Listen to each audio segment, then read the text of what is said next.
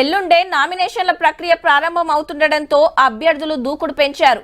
ఎలాగైనా గెలవాలని ఎత్తులకు పై ఎత్తులు వేస్తున్నారు. అసెంబ్లీ నియోజకవర్గాల వారీగా సభలు సమావేశాలు నిర్వహిస్తూ కార్యకర్తల్లో ఉత్సాహం నింపుతున్నారు. తమ పార్టీని గెలిపిస్తే కలిగే ప్రయోజనాలు వివరిస్తూ ప్రత్యర్థి పార్టీలపై దుమ్మెత్తిపోస్తున్నారు. ఆదిలాబాద్ లో రామన్న మీటింగ్ పెట్టి ఆత్రం సక్కు సార్ను పార్లమెంట్ కు పంపాలని కోరిండు.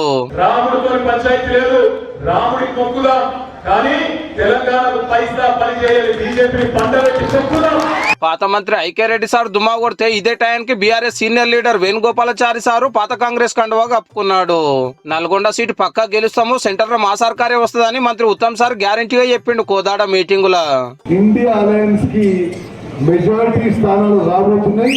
రాహుల్ గాంధీ గారు భారతదేశానికి ప్రధానమంత్రి కాబోతున్నారు. Nizamabad sitting MP Arvind sir ఇంటింటికి ప్రచారం సురువు చేసిండు. ఇయాలనే బీజేపీకి 12 దాటినాయా, రేవంత్ రెడ్డిని శ్రీరాముడి రక్షించాలి.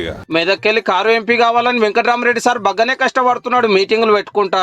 ఖమ్మం నుంచి మళ్ళా పోటీ చేస్తున్న నామ నాగేశ్వరరావు సారు గిట్లా అన్నాడు మొన్న పార్టీ ఓడినందుకు.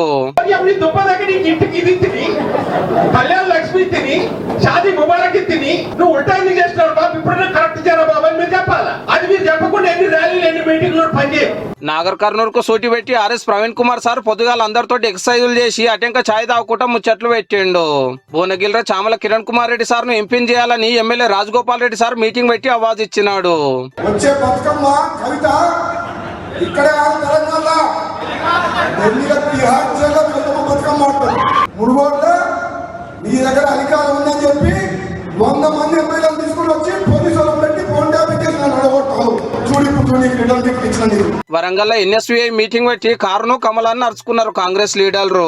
మళ్ళీ నరేంద్ర మోడీ గారు 3వసారి ప్రధానమంత్రి అయితే రాజ్యాంగాన్ని మార్స్తామంటున్నారు, రిజర్వేషన్లను ఎత్తివేస్తామంటున్నారు.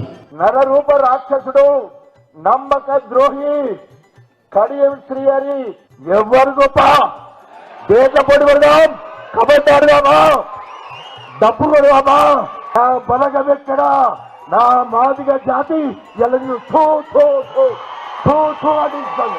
3 పార్టీల లీడర్లు మునం పెట్టి మీటింగ్ల మీద మీటింగ్లు పెడుతున్నారు ఓట్లకు ఏళ్ళైతుండే వరకు.